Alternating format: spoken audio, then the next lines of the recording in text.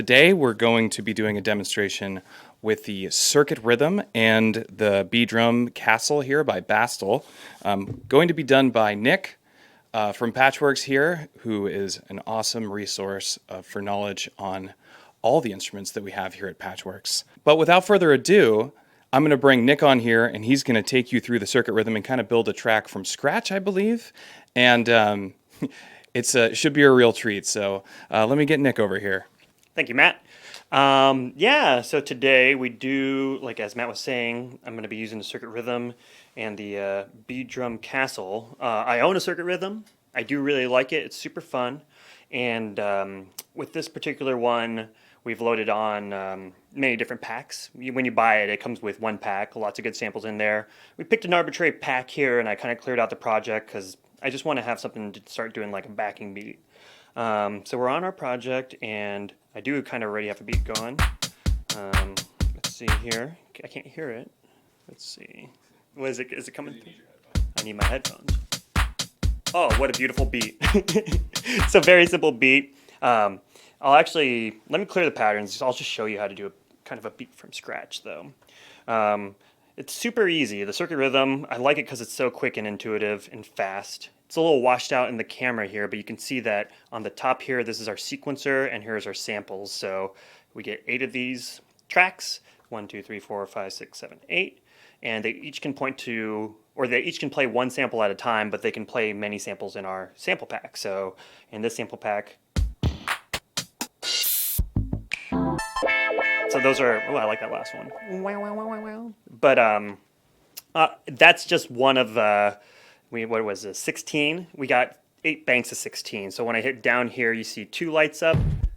We get more, 3 lights up, even more. So this is great because even if we weren't gonna mess around with the drum Kastle and do some sampling, and so it looks like this is cool. At the end here, they've cleared out samples for us to sample into, so we don't have to delete any samples. But so what I'm going to do is just make a really quick beat. So track 1, get my kick, 4 on the floor, easy. 2, a clap, okay, easy. 3, put down the hi-hat. And with my hi-hats, I like to vary them some. So what I can do is I could hold down record here and start playing around with the tuning.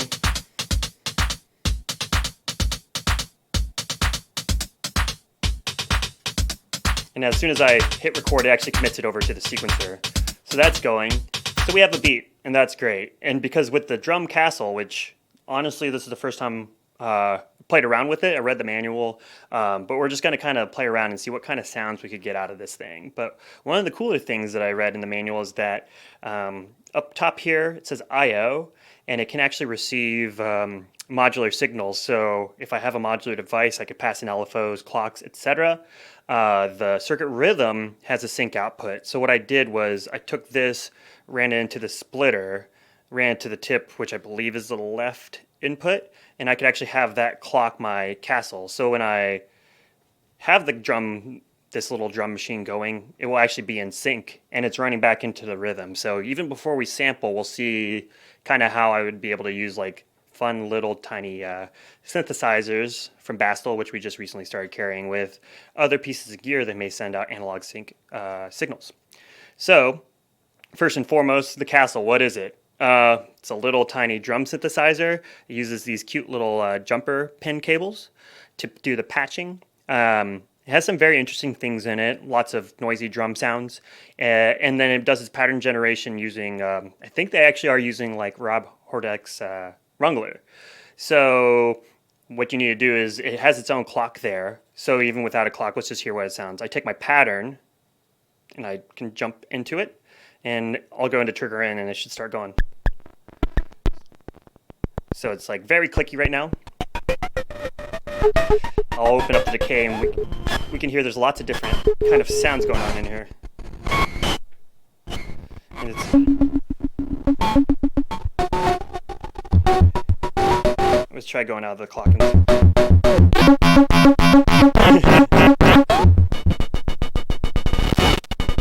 So they're going to be sample based, and as I turn this knob, we get different sort of samples out of it.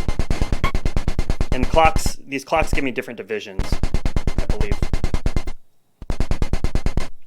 Yeah, I guess they just give me the same division. But out of these patterns, they'll give me different sort of rhythmic sounds. So we got that going. And then if we want to say, take this pattern isn't just clock data. We can actually patch it into something, say like the, oh, actually we're, yeah, trig-in. But if I want to patch it into the trig-in's right there. Interesting. There we go. Now it sounds much clearer. But what I was doing there is the pattern has 3 outputs. So if I patch this into, say, this is going to the drum mod. So now it's as if I'm like modulating this control with my hand, but giving me kind of random patterns there. And I'm going to unpatch it for a second so we don't hear the pattern. But what I read in the manual is that this feed input here is, you know, if I run noise into it, it's going to give me more random patterns. Because right now we're always hearing kind of a 16-step pattern repeat over and over again, which is cool. Again, it's like deterministic, but let's mix it up. So I'm going to take my noise source, run it into the feed in, boop, like that. Take one of my patterns right into the trigger in, and then take my other one into the drum mod. Let's just try sort of.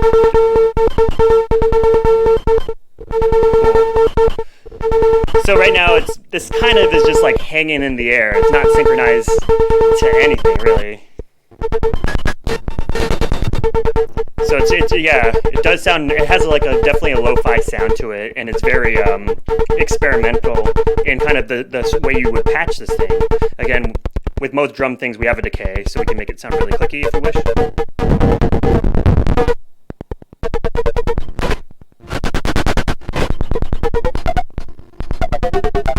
Okay, so that's going, but now I want to sync it up to this beat. When I hit play, not synced up at all, right?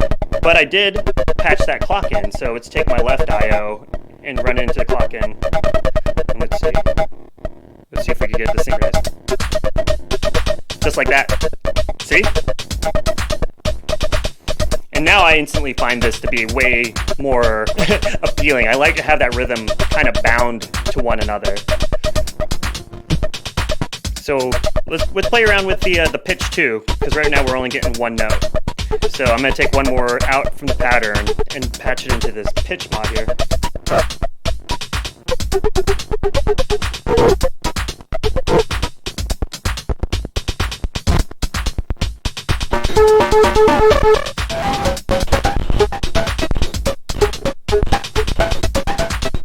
Cool. So the cool thing about this is that I have my beat going here, and actually let's turn the monitoring down just a little bit so it mixes a little bit better. If I go over to the grid effects, and the grid effects is my my favorite thing about the Circuit Rhythm, because it allows me to do stutter effects. These take it in a buffer and repeat it over and over again.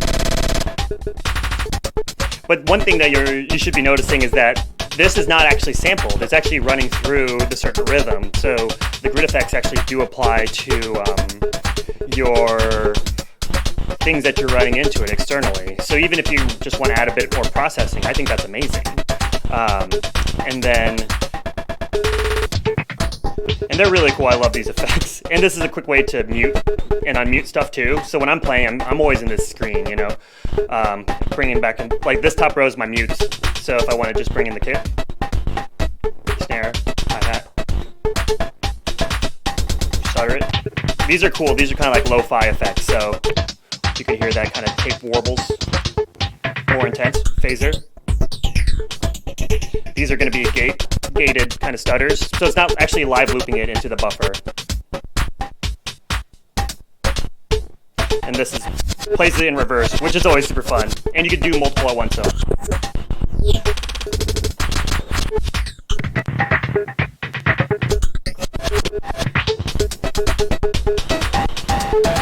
Cool. So that's kind of just like And so yeah, this is still setting the clock out. So this is still gonna always be running. Like we could turn down the time, but it's still gonna be kind of doing some sounds, which can be actually kind of cool. Let's see here what it has to show us. Very noisy. We'll find some, let's take the clock because I want to sample now. We could sample and then we could do some like droney drums on top. So let's try to, we'll unpatch everything again and we will just start sampling and maybe pitch things up and down, you know? So take my clock, I'll run into my trig in and it's just going to keep on be very consistent. I'll turn my drum mod, we'll find a nice drum for us to sample.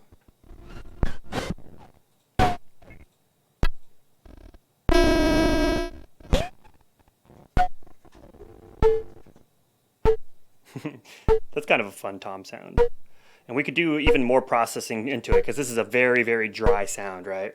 So I'll go over to my sample record page and I'll go down and when I go to my sample record page, you can say all these pads are A. That means there's a sample in there and I can't overwrite it. So I hit down and I'll find that empty spot. There's my first empty spot. It's just going. It's pretty normal sound, right? Now if we actually want to sample into it, we just hit record. Okay, so now the green's flashing, that means it's still saving. And after it's done flashing, let me unpatch this, and now we have our sample in there. Cool.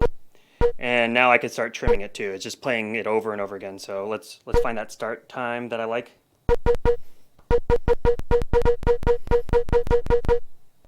Okay. So let's see here. Let's go to an empty sample track. I'll go to 5, and let's find that the one that we were just at. So 5. Let's see. Interesting. Oh, I got confused. This is my sequencer.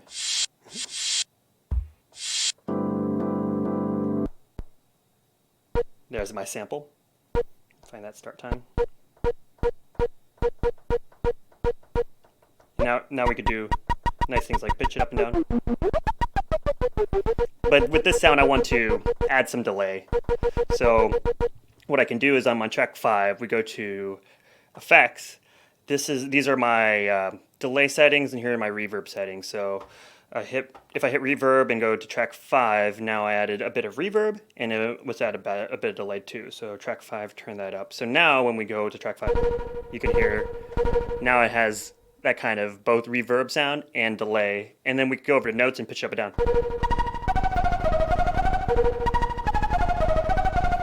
So let's just hit play and see if we could record something. When this starts out, each of your patterns, each project has 8 patterns per track, and it starts out as a 16-step pattern, but I want 32 because I want the melody not to be the same one over and over again. So it's as easy as just hitting this button. Now it turns orange, which means now I'm on my second page and I have a 32-step track. So if I hit play, we'll have our beat, and we'll just kind of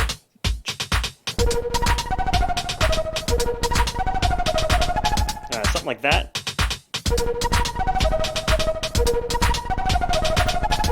Cool. And then we can, again, go back over to our grid effects, start playing around.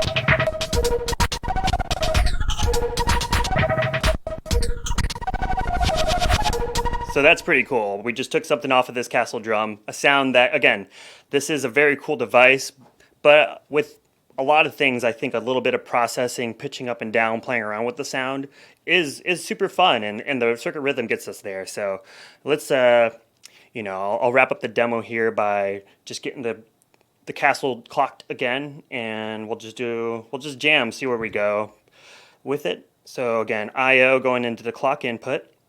I believe at noon, that's where we were able to do a 1-to-1 sort of clock pattern there. We run our pattern into our trig in. It'll start going. Cool. Now if I hit play, it should be. And that new track is a little bit louder than I want it to be right now, and it's just as easy as going into the mixer and turning on 5. So let's just start plugging in stuff and seeing what kind of weird patterns we get. So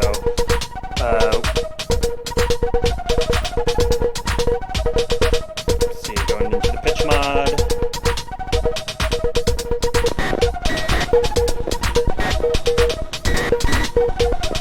Definitely has like a modem vibe to it, you know, it's very scratchy, very IDM. That sounds pretty cool. And then yeah, we get all these outputs. So just like with modular, it's super fun just to start feeding these into random places and see what kind of new rhythms and stuff we get. Take our LFO and play around with the decay.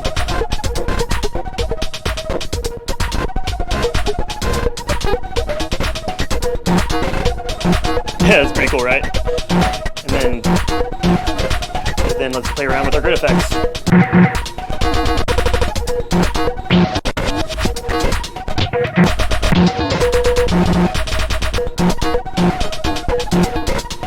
And if we wanted to, we could actually just sample while this is going. So if we like what's going on the drum, 1, 2, 3, 4. 1, 2, 3, 4. So now we actually can go over to track 6 and reintroduce it.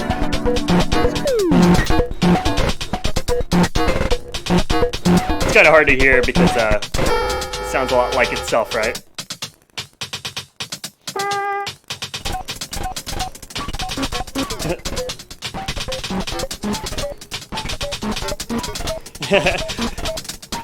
And it's a little off rhythm because let's hear what it actually sounds like by itself.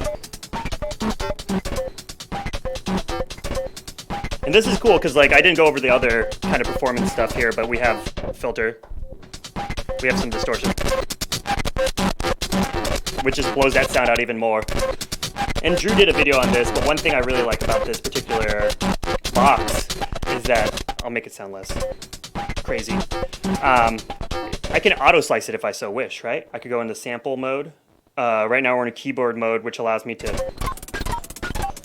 pitch things chromatically.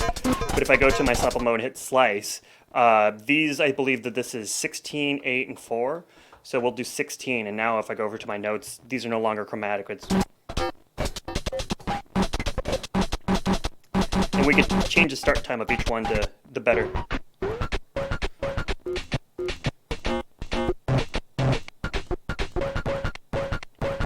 And then that one's pretty good, but some of these may not start. That one like starts a little bit late. So if I hold down Shift and turn start, we can kind of fine tune that. So now, while this is going, let me unmute get my kick going again. Grab my kick a little bit harder. So now we could actually start doing like slice recording.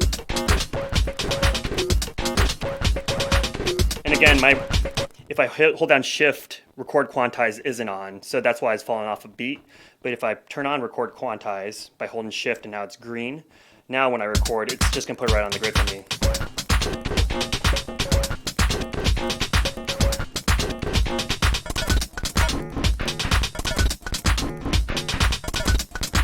Cool. So yeah, I just really love things that are portable and can just like pull in other things, because initially I wanted to do this demo with just pulling random songs off the internet and just like seeing if we could tempo match it. But then it's just as easy to say in a pinch, hey, I got this thing. Your buddy comes over with that new weird sound maker and says, hey, let's see what we could do with it. Running it through the Circuit Rhythm, and especially having these packs that just give you the nice basses. Like I don't always want to find my drum sounds, and Novation does have a really good sort of ecosystem for saving those packs, sharing those packs, as well as having free updates on these sorts of things. So yeah, love the Circuit Rhythm, and the Drum Castle is a fun little toy. Thank you so much.